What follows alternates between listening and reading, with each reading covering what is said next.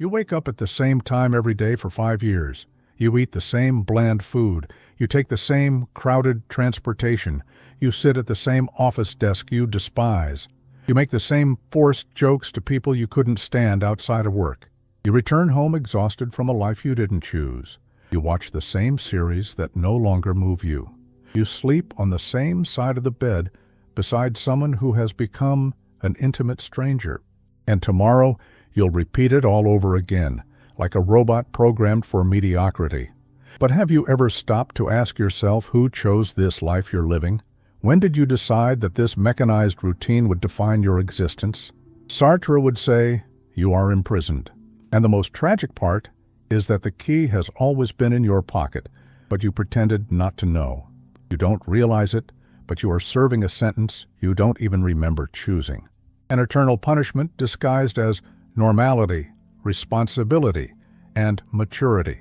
A prison without physical bars, where you are simultaneously the stern jailer and the resigned inmate. Today, here, you will understand how you imprisoned yourself without realizing you were building your own shackles, how you chose a life you never truly wanted, why you continue to serve a sentence for existential crimes you never consciously committed. This cannot go on.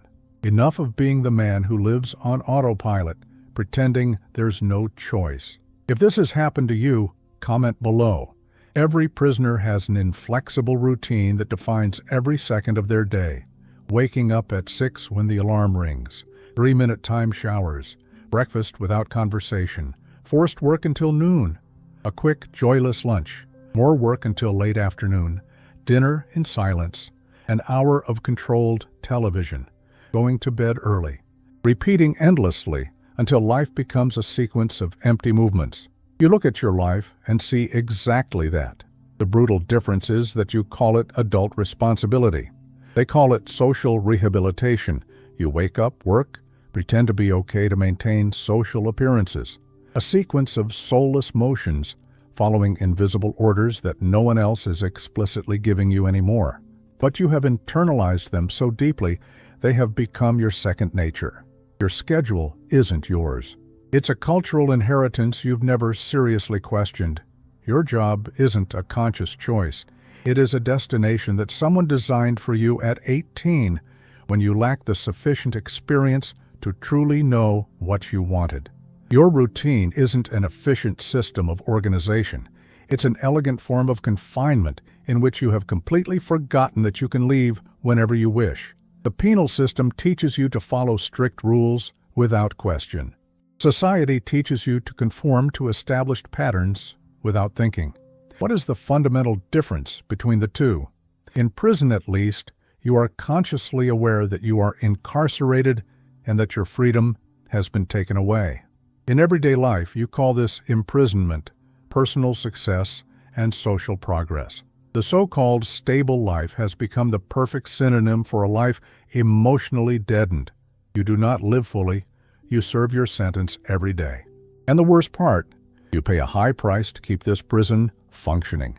Your monthly bills, your hollow social commitments, your senseless professional obligations are the invisible bars you have methodically constructed around yourself. And now, ironically, you protect this self-imposed prison as if it were your most precious treasure and your greatest achievement in life. Sartre developed an utterly brutal concept to describe the modern human condition: bad faith. It is the refined art of lying to oneself by saying, I had no real choice. It's living a life entirely inherited, socially approved, and culturally accepted, without ever deeply questioning whether it is truly your own. This sophisticated lie becomes a perpetual sentence you renew every day. Bad faith is when you look in the mirror in the morning and mentally repeat, I need to work in this job I deeply hate. I need to maintain this relationship that destroys me from within. I need to live in this city that suffocates me emotionally.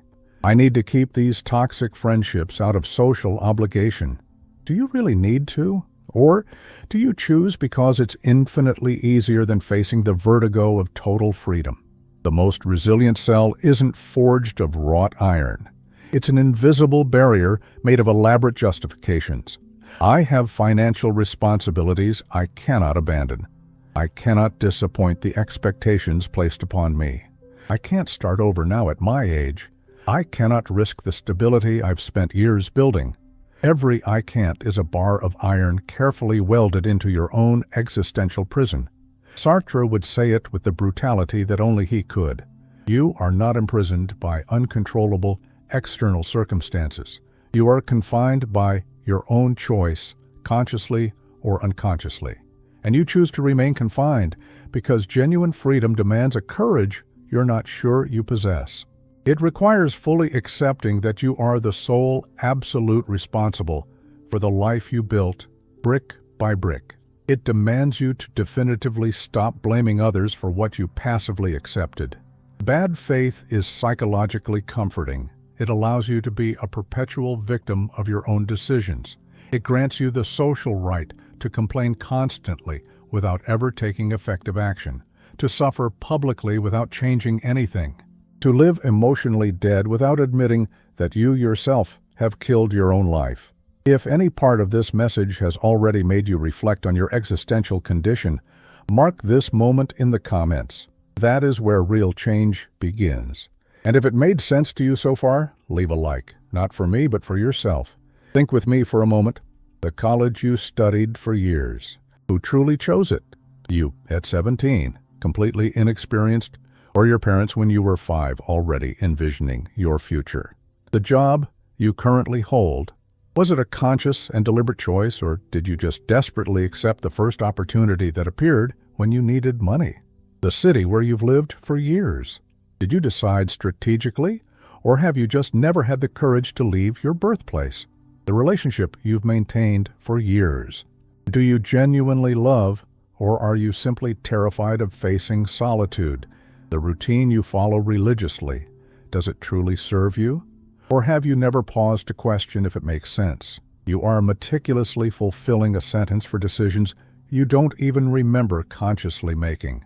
Choices made out of cowardly omission, out of paralyzing fear, chronic mental laziness, insupportable social pressure. Someone told you that being a lawyer brings money and status.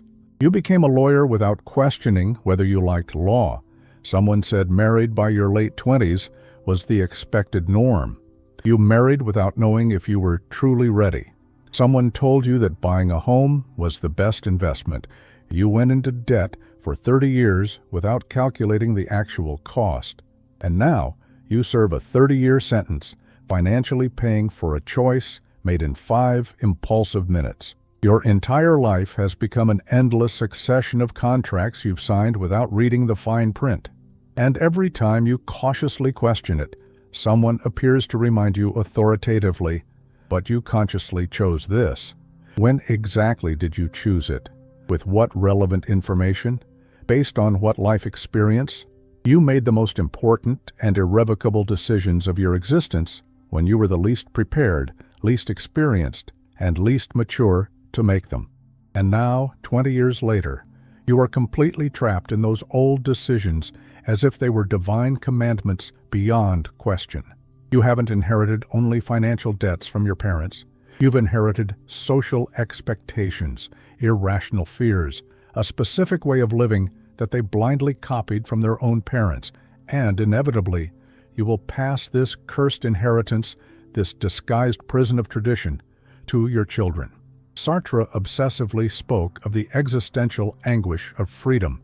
It's not merely the simple fear of lacking options, it's the paralyzing terror of realizing you have too many options and that you must choose alone. Truly being free requires a complete overhaul. Identity, deep desires, fundamental values, relationships, career, where you live. That's enough to shake you to your core. That's why many consciously prefer to remain imprisoned, calling this cowardice responsible maturity. Authentic freedom means you could abandon absolutely everything tomorrow. You could move to a new city without informing anyone. You could radically change careers. You could end toxic relationships out of habit. You could start over from scratch. You could decisively say no to anything that no longer makes sense in your life. This infinite possibility terrifies you deeply because it means you are entirely responsible for each day you consciously choose to stay where you are. Every day you remain unhappy is a conscious, deliberate choice, not an uncontrollable fate. A personal decision, and that is absolutely unbearable for the human ego. It's infinitely easier psychologically to say, I am trapped by circumstances, than to admit, I am choosing to stay here. Because embracing total freedom means accepting complete and unavoidable responsibility for your personal failures, your chronic unhappiness, your self-imposed mediocrity, for the precious time you've wasted complaining instead of boldly taking action. The agony of freedom lies in the sudden realization that you could have always left the prison. But you chose to stay because inside you knew exactly what to expect each day. Freedom is entirely unpredictable. The prison is utterly foreseeable. And consciously, you traded the real possibility of greatness for the comforting certainty of secure mediocrity. You exchanged the thrilling risk of truly living for the dull guarantee of trouble-free survival. And now, when someone courageously shows you the exit door, you desperately invent 1,000 elaborate reasons not to walk through it. Because leaving the prison means you'll have to build an entire life from scratch. And that's hard work. It's much easier psychologically to serve a sentence. It's not about changing everything at once like an American movie hero. That's teenage fantasy and magical thinking. It's about gradually starting to seriously question, does this still genuinely serve me? Or am I just mechanically going through the motions because I started one day? True freedom begins when you authoritatively permit yourself to say, no, I can choose again, regardless of my age. Start small, but start today. Change your usual route home and notice how it feels. Try foods you've never tasted out of prejudice. Speak with people you've always avoided due to shyness. Read books you've always postponed out of laziness. Completely leave WhatsApp groups that only irritate you. Stop attending birthdays you don't want to go to out of obligation. Stop maintaining friendships solely out of social duty. Every small conscious change is a significant crack in the solid wall of your prison. It's you gradually remembering that you have a choice, that you always had one, that you simply, conveniently forgot. Methodically question one important decision each week. Why do you live exactly where you do? Why do you work specifically where you do? Why do you keep the people you keep in your life? Why do you strictly follow the routine you follow? Why do you passively accept what you accept? You don't need to change everything immediately. You need to question absolutely everything. The fundamental difference between a genuinely free man and a resigned prisoner does not lie in their external actions. It lies in the why behind their actions internally. The prisoner acts because he has no real choice. The free man acts because he consciously chooses to do so. You can work at the same job for years, but if it's because you've chosen strategically, not because you're trapped by necessity, you become a different person. You can live in the same city for decades, but if it's because you've consciously decided, not because you've never questioned, you breathe differently. Genuine freedom isn't about doing radically different things. It's about doing the same things for entirely different reasons. It's about acting out of conscious choice, not cowardly omission. It's about making deliberate decisions, not accepting destiny passively. It's about acting because you truly want to, not because you need to. Real change begins when you stop being a victim of your own choices and take full control of your life's narrative. The most resilient and enduring cell of all doesn't have visible iron bars. It's characterized by unwavering routines, elaborate justifications, and paralyzing fear. It bears the word responsibility permanently tattooed on its entrance. The phrase, "That's just how it works," is etched deeply into its main wall. The constant sound of "everyone does it" echoes mournfully through the empty hallways. Sartre doesn't want to romantically liberate you as a savior. He brutally wants you to recognize that you are already free but continue pathologically acting as if you're a prisoner, that you hold all the keys you need but consciously pretend not to know where they are, that you could leave at any moment but prefer cowardly complaining about prison food. The French philosopher mercilessly nudges you.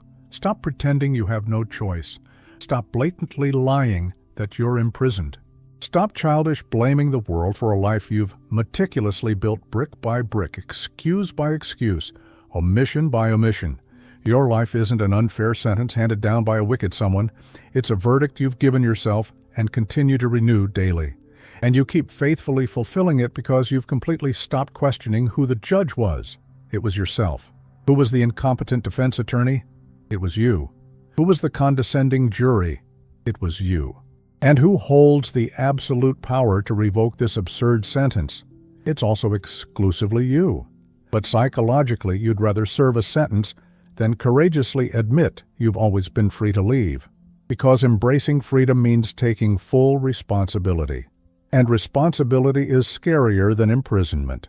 If your life feels like an unjust punishment, perhaps it's time to painfully remember that you are the one who signed that sentence.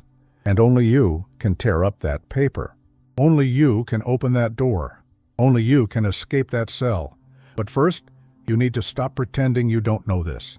Now, honestly, tell me, are you still going to desperately try to be understood, or have you finally grasped the game? Write that in the comments. It's your contract to break free from mediocrity.